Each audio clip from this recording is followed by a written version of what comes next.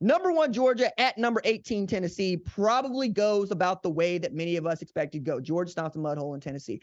However, the implications of a Tennessee win are far-reaching, okay? It's not that Georgia's going to somehow not be in the SEC title game, because they are. It's that, oh no, now we've got 2 one-loss teams playing for the SEC title. Now, for those of us that ain't SEC fans, that means cool. You may or may not get a team into the college football playoff, because if you got one loss, Florida State's undefeated by your gorilla math, you're going to put Florida State in that spot. That's what you're telling me.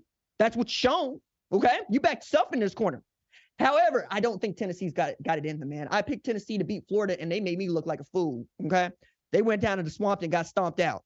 Then they go to Missouri, and they get stomped out. Can't score more than 7 points on Missouri. Now, I feel some kind of way about losing to Missouri because I'm an Oklahoma fan, and I'm in Missouri, wasn't no good. Then they showed up to the SEC and decided that, oh, that one year we want to be good, but ever since then, they ain't been nobody. They're still more somebody than A&M, but that's who you keep in company with is A&M. You can't go up there and take no loss, Tennessee. Not after what you did last year. You number 1 team in the country in November, college football playoff selection committee rankings. Now I got to look at Tennessee going, are y'all going to get beat by 40 against Georgia? Because that's the whole thing right now. I mean, Georgia's at Tennessee, so maybe we're looking at Tennessee, Bama, but this ain't Bama. Not last year's Bama. This is a Georgia team that's really good. And frankly, if Tennessee is able to get this win, doesn't that make Tennessee a better football team than Missouri? Doesn't that mean that Tennessee ends up in the top 10? And what does that do for Alabama, who beat Tennessee, right? Like, I don't know how this committee is going to make sense of its own rankings in these weeks to come if the results do not fall their way. However, Georgia could make them even more right, because Georgia will play Bama for the SEC title game. That's a ranked opponent. Going into this game against Tennessee, Georgia has 3 ranked wins. Now, that is 2 more than Ohio State and 3 more than Michigan. So if you're talking about ranked opponents, but you're talking about Georgia having the edge. But if you're talking about college football playoff selection committee's gorilla math, sure. I mean, they'll manipulate Missouri into number 9. So how do I take you seriously? What is your criteria here? You know what I'm saying? Like, Ohio State didn't do anything to deserve the number 1 spot when you gave it to them. And they didn't do anything to deserve the number 2 spot since you gave it to them.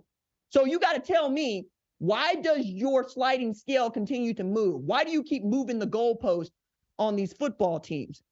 I'll just give it back to Ryan Day, who had the great quote on his at his press conference where he said, we're going to have to be better than every other football team in the country these last couple of weeks. That's what's going to happen. I think that's true for everybody. I think if you can demonstrate that you are a better football team than everybody else in the country, you will have folks like me going, yeah, okay, that team needs to be in the college football playoff, because, again, we're ranking them based on the 4 best teams, right? We want to use that best teams, for which I can keep going on about how I do not believe that anybody in this sport other than me respects the scoreboard, because we respect brands. We respect that Ohio State looks more talented, and they are, right, than most football teams. But at some point, wins and losses got to matter. And if you're going to tell me that you're going to put a 9-1 Louisville at 10 and an 8-2 Missouri at 9, I got to go back to the kids and say, hey, dog, it doesn't matter if you win every football game. They're not going to respect you, because that's exactly how James Madison feels. That's exactly how Liberty feels. And right now, if you're Ohio State, that's exactly how they feel too. If you like what you've seen, consider subscribing to the #1 college football show on YouTube, the Fox Sports app, or wherever you get your podcast.